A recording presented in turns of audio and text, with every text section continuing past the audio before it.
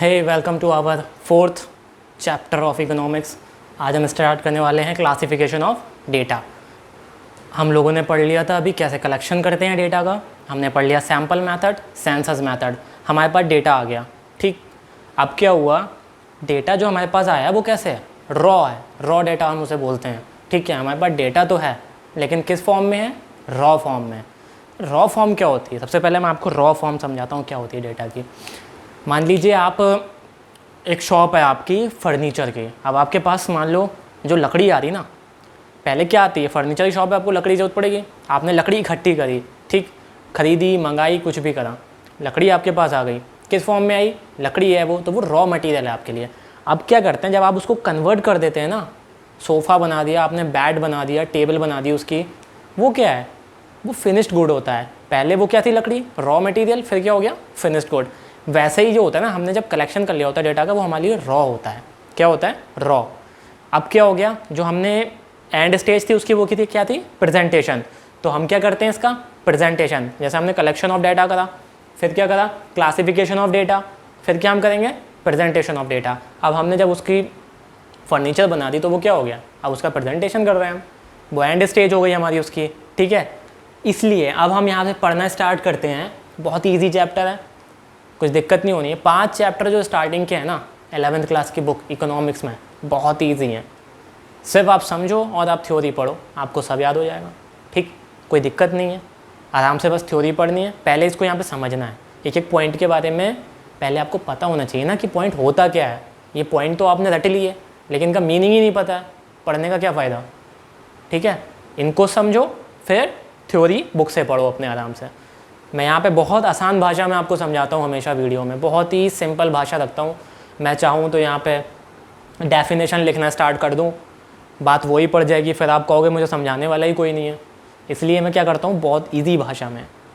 इसीलिए हमारे चैनल का नाम है कॉमर्सीफाई। हम आपको कॉमर्सीफाई बना देते हैं बिल्कुल, ठीक है। पहला ऑब्जेक्टिव क्या है, हमने जो डेटा कलेक्ट करा है उसका ऑब्जेक्टिव क्या है। पहला ऑब्जेक्टिव है टू प्रेजेंट, पहला ऑब्जेक्टिव दिख रहा है आपको, to present information in simple form. क्यों, क्योंकि हमको जो भी इंफॉर्मेशन हमने कलेक्ट करी है उसको हम क्लासीफाई क्यों करते हैं, हम उसको क्लासीफाई कर रहे हैं कैटेगरीज में, ठीक है। हम उसमें से क्या है, उसमें से जो वेस्ट है, जो हमारे इन्फॉर्मेशन कोई फालतू अगर हमने ले लिए तो हमारे काम की नहीं, उसे हटा रहे हैं, ठीक। तो जो हम मीनिंगफुल जो हमारे पास डेटा है उसको हम रख रहे हैं अपने पास संभाल के, वही है to present information in simple form. अब हम उसको क्या कर रहे हैं, सिंपल फॉर्म में उसको प्रेजेंट कर देंगे, ठीक। सेकंड पॉइंट क्या है, टू फैसिलिटेट कंपैरिजन। जब हमारे पास डेटा आ जाएगा तभी तो हम उसका कंपैरिजन कर पाएंगे।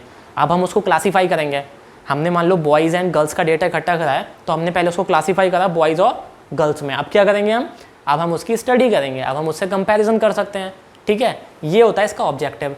साइंटिफिक अरेंजमेंट, साइंटिफिक क्या होता है, साइंटिफिक का मतलब मैंने बताया, कहीं पे भी साइंटिफिक लिखा दिख जाए क्या करना है, हमारी बुक में, हम कॉमर्स वाले हैं, हमें साइंस का क्या काम, लेकिन हमारे बार बार शब्द आता है, क्या आता है, साइंटिफिक। तो हमारे लिए साइंटिफिक का मतलब सिर्फ एक ही है, सिस्टमैटिक नॉलेज। किसी भी चीज़ की सिस्टम से कोई चीज़ हमें दे रखी हो, उसकी हम नॉलेज सिस्टमैटिकली ले रहे हैं, तो वो क्या है, हमारे लिए साइंटिफिक हो जाता है। साइंटिफिक अरेंजमेंट मतलब एक सिस्टम से अरेंजमेंट लगाना, सिर्फ इसका मतलब यही है। To provide base for presentation, ये तो हो गया। फिर to provide base for presentation of data, presentation of data. मैंने तो एग्जाम्पल दिया ना आपको स्टार्टिंग में, उसी से रिलेट करते जाओ सब। क्या है, मैंने आपको बताया आपके पास लकड़ी आई, ठीक, आपने क्या करा, उसको कन्वर्ट कर दिया किस में, सोफ़ा में। अब आपके पास अगर लकड़ी नहीं होगी तो आप उसको कैसे सोफ़ा बना दोगे, किस चीज़ का सोफ़ा बना दोगे आप, ठीक है। यहीं पे वो बात आ गई, to provide base for the presentation of data. अब वो लकड़ी ही तो है बेस, जिससे आपने सोफ़ा बना दिया, ठीक है, एंड का प्रेजेंटेशन करने के लिए। वैसे यहाँ पे डेटा होता है और क्लासिफिकेशन करना ही उसका बेस है। हम उसको क्लासीफाई कर रहे हैं कि हमने उस लकड़ी का क्या, हमने उसको क्लासीफाई कर दिया कि हम इतनी से क्या बनाएंगे, सोफ़े बनाएंगे, इतनी से बेड बनाएंगे, क्लासिफिकेशन कर दिया। अब हमको पता है कि हाँ इतनी लकड़ी का सोफ़ा बनने वाला है। जब वो सोफ़ा बन जाएगा तो प्रेजेंटेशन ऑफ डेटा में आ जाएगा, ठीक है। एग्जाम्पल दे रहा हूँ, ठीक है। ये तो हो गए आपके 4 ऑब्जेक्टिव जो इसके हैं, ठीक। यहाँ तक कोई दिक्कत नहीं आ रही किसी को। फिर आता है characteristic, comprehensive of data. Comprehensive data, comprehensive का मतलब क्या होता है, विस्तार में और अच्छे तरीके से दिया हुआ, अच्छे से समझाया गया डेटा, ठीक है। कैरेक्टरिस्टिक, ये इसकी अच्छाई है, मतलब क्या है इसकी तारीफ़, बढ़ाइयाँ कैसे करनी है हमें, क्या है इसका फ़ायदा। क्लासिफिकेशन ऑफ डेटा का, comprehensive of data, comprehension of data भी मान लो या कॉम्प्रीहेंसिव डेटा मान लो, एक ही बात है कि विस्तार में आपके पास डेटा है उसको आप यूज़ कर सकते हो, ठीक। सेकंड क्या है, क्लियर क्लासिफिकेशन। मैंने बताया ना बॉयज़ का डेटा इकट्ठा करा, गर्ल्स का इकट्ठा करा, अब आपने क्या करा, क्लियर क्लासिफिकेशन करा है कि इतना डेटा बॉयज़ का है, इतना डेटा गर्ल्स का है। ये हो गया पॉइंट। फ्लैक्सिबिलिटी, हाँ वो अलग पॉइंट है। ये हो गया फ्लैक्सिबिलिटी। फ्लैक्सिबिलिटी क्या हो गया, मान लो कोई भी डेटा आपके उसमें यूज़ का नहीं है तो आप उसको थ्रो आउट कर सकते हैं, वहाँ से निकाल सकते हैं। इतना फ्लैक्सिबल होना चाहिए डेटा कि आप उसको मॉडिफाई कर सकें डेटा को, ठीक है, जब भी यूज़ पड़े। समझ में आ रही बात। एक पॉइंट इसमें दे रखा है एरिथमेटिकल एक्यूरेसी। एरिथमेटिकल एक्यूरेसी मतलब मैथ की बात कर रहे हैं, जो भी नंबर्स लिखे हुए हैं, जो भी हमने एडिशन सब्ट्रैक्शन उसमें किया है वो कैसा होना चाहिए, एक्यूरेट होना चाहिए। अगर वो ही गलत हो जाएगा फिर तो पूरा डेटा ही ख़राब हो जाएगा ना। Suitable to objective of inquiry. हमारा ऑब्जेक्टिव क्या था इंक्वायरी का, हमें किसी भी चीज़ के बारे में पता करना है तभी तो हम डेटा इकट्ठा करते हैं, हमें किसी चीज़ की नॉलेज लेनी है तब हम डेटा इकट्ठा करते हैं। अब जो हम इंक्वायरी चाह रहे हैं, जो हम इंक्वायरी करना चाह रहे हैं, जिस इंक्वायरी के चक्कर में हमने वो डेटा इकट्ठा करा है उसको सूट भी तो करना चाहिए। वो हमें बॉय और गर्ल का डेटा चाहिए, हम आदमी और औरतों का डेटा लेके आ रहे हैं, मैन एंड वीमेंस का, कैसे हमारे काम आएगा। हमें तो बॉय एंड गर्ल्स का चाहिए ना, एक एज होती है ना वो, ठीक है, उस पर्टिकुलर एज तक का हमें डेटा चाहिए। ये हो गए ना आपके कैरेक्टरिस्टिक्स। यहाँ तक आपका बड़ी आसानी से निपट गया, बहुत ही सिंपल। कैरेक्टरिस्टिक्स आपके ख़त्म हो गए। अब क्या आता है ना कि क्लासिफिकेशन के मेथड्स कैसे होते हैं, मेथड्स के बारे में पढ़ते हैं। बहुत ईजी है ये भी। On the basis of time, classify कैसे कर सकते हो आप, on the basis of time. ये होता है क्रोनोलॉजिकल क्लासिफिकेशन। क्रोनोलॉजिकल, इसका दूसरा नाम होता है टेम्पोरल क्लासिफिकेशन। क्रोनोलॉजी का मतलब क्या होता है, आपने कई बार अगर टीवी वगैरह देखते होगे ना, न्यूज़ वगैरह, तो आमिर शाह जी का एक बहुत बयान फेमस हो गया था कि क्रोनोलॉजी समझिए आप, क्रोनोलॉजी ये वहीं से आया है, क्रोनोलॉजिकल क्लासिफिकेशन। इसमें क्या होता है, इसका मैं आपको बना के दिखाता हूँ कैसे प्रेजेंट करते हैं क्रोनोलॉजिकल। यहाँ पे लिख दी ईयर, ठीक, और यहाँ पे नंबर ऑफ वीट प्रोडक्शन, कितना वीट का प्रोडक्शन हुआ, किसमें, इन क्विंटल्स में, कितने क्विंटल हमने प्रोडक्शन करा वीट का और किस ईयर में करा। मान लो यहाँ पे 1961, फिर 1971, फिर 1981, 1991। यहाँ पे हमने कितना करा, 14 टन, यहाँ पे हमने कर लिया 6 टन, यहाँ पे 8 टन, यहाँ पे 10 क्विंटल, जो भी आप क्लासीफाई कर सकते हैं। एग्जांपल दे रहा हूँ। इसमें क्या होता है ना, इसमें हम ईयर की बात करते हैं, मंथ्स की बात करते हैं, नंबर दे रखे होंगे कुछ, ठीक है, उसमें वो आता है क्रोनोलॉजिकल, सीक्वेंस में बटा हुआ होता है ये, ठीक। अब दूसरा समझिए, on the basis of area. On the basis of area कैसे करते हैं, बेसिस ऑफ एरिया मतलब जोग्राफिकल, नंबर ऑफ प्रोडक्शन तो यही चल जाएगा, चलो on the basis of area, ये भी बहुत ईजी है मेथड है। इसमें क्या होता है, ईयर हट जाएगा, ईयर तो क्रोनोलॉजी में आता है, जहाँ पे ईयर मंथ्स की बात होने लगी है क्रोनोलॉजिकल, दिमाग में रखना, क्रोनोलॉजिकल या फिर टेम्पोरल, टेम्पोरल दे रखा होगा या फिर क्रोनोलॉजिकल दे रखा होगा। बेसिस ऑफ एरिया, अब एरिया दे रखी होगी कोई ना कोई, क्या दे रखा होगा, पंजाब, हरियाणा, यही तो होता है ना एरिया। कंट्री दे रखी होगी, किसी जगह का नाम दे रखा होगा ना, यूपी एंड दिल्ली, ये हमने इमेजिन कर लिया।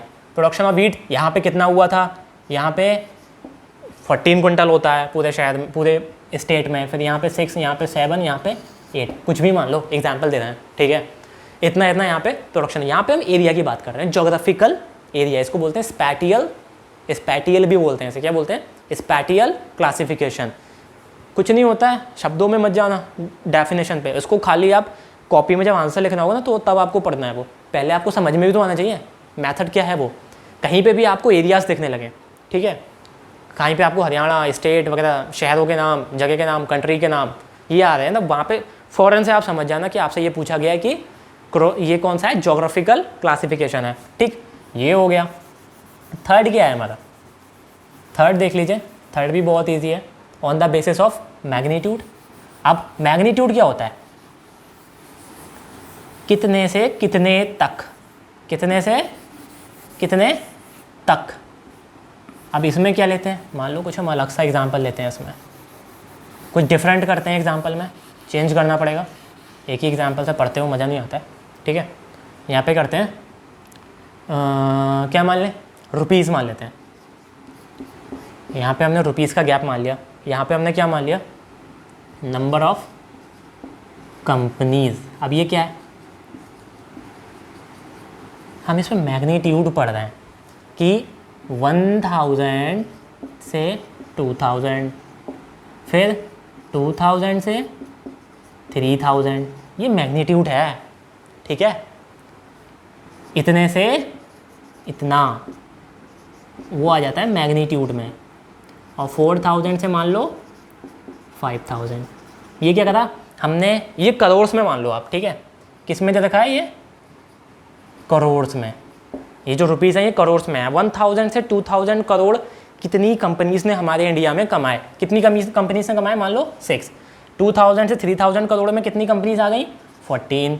3000 से 4000 में आ गई 7, और इसमें मान लो 8। ये मैग्नीट्यूड है, ठीक है। हमने क्या करा, इसमें मैग्नीट्यूड बनाया, इतने से इतने तक कितने कंपनियों ने कमाया। जब इस तरीके का कुछ आपको दिखे, फ़ौरन समझ जाना क्या है, मैग्नीट्यूड। जिसको हम बोलते हैं क्वांटिटेटिव क्लासिफिकेशन। यहाँ पे सीधे सीधे नंबर्स इन्वॉल्व है ना, स्टेट नहीं लिखा हमने, कुछ नहीं लिखा, ठीक है। ईयर मंथ भी नहीं लिख रहे हैं हम, नंबर से नंबर इन्वॉल्व है, क्वांटिटेटिव है, ठीक। अब क्या होता है, अब आपको लास्ट वाला पढ़ना है। लास्ट वाला सबसे अलग है, इसमें नंबर्स बहुत कम आते हैं, ठीक है।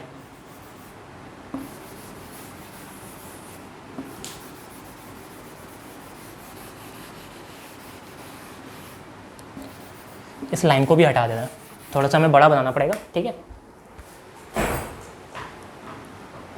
ये लाइन को हम यहाँ से यहाँ ड्रॉ कर लेते हैं, हाफ हाफ बांट देते हैं। अब क्या हुआ, number of on the basis of attribute, qualitative. अब हमें एट्रीब्यूट के बारे में पढ़ना है, ठीक है। यहाँ पे हमने लिख लिया बेसिस, ठीक है। यहाँ पे नंबर ऑफ पर्सन, यहाँ पे नंबर ऑफ पर्सन, यहाँ पे बेसिस। अब बेसिस के लिए हमने, हम मान लो हमें शहर के लोगों का एक डेटा मिला है, अर्बन, कितने लोग एम्प्लॉयड हैं, एम्प्लॉयड और अनएम्प्लॉयड, एम्प्लॉयड और अनएम्प्लॉयड, ये तो हो गए अर्बन। अब इसी में हम दूसरा निकाल रहे हैं, कौन सा, रूरल।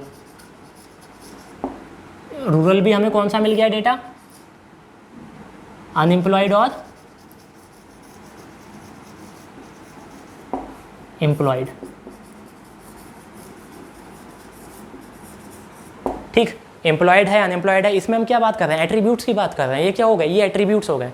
बेसिस, अब कितने परसेंट यहाँ पे शहर में कितने लोग एम्प्लॉयड हैं, परसेंट मान रहे हैं हम, ठीक है। कितने परसेंट शहर में, अगर पूरे अर्बन में मान लो 100% अगर लोग जो भी हैं, जितने भी युवा हैं, वो उसमें से कितने एम्प्लॉयड हैं, 40, बाकी 60% अनएम्प्लॉयड हैं। गांव में क्या है, कितने अनएम्प्लॉयड हैं, मान लो 70% अनएम्प्लॉयड हैं और 30% एम्प्लॉयड हैं। ये होता है कौन सा, on the basis of attribute. ये होते हैं क्वालिटेटिव, इसमें नंबर्स कम इन्वॉल्व हैं, क्योंकि हम पहले बात कर रहे हैं कितने, किसी चीज़ के बारे में हम इंफॉर्मेशन लेना चाह रहे हैं, जैसे कितने लोग ऑनेस्ट हैं, कितने लोग लेज़ी हैं। इस टाइप का जब हम डेटा इकट्ठा करते हैं ना, क्वालिटीज़ के ऊपर, ठीक है, क्वालिटेटिव है ना, क्वालिटीज़ के ऊपर, ये इनकी क्वालिटी है कि वो एम्प्लॉयड हैं या फिर अनएम्प्लॉयड है। ये तो आपके जो 4th चैप्टर है ना, क्लासिफिकेशन ऑफ डेटा, उसका आधा पार्ट हो गया। आसान भाषा में आपको समझा दिया गया, आराम से देखना, फिर से देखना, नहीं समझ में आ रही वीडियो, ठीक है। आपका आधा चैप्टर यहाँ पे कंप्लीट हो गया। नेक्स्ट पार्ट जो भी आपका आधा पोर्शन बचा हुआ है सीरीज़ वाला, वो नेक्स्ट पार्ट B में आपको मिलेगा, ठीक है। Okay, bye.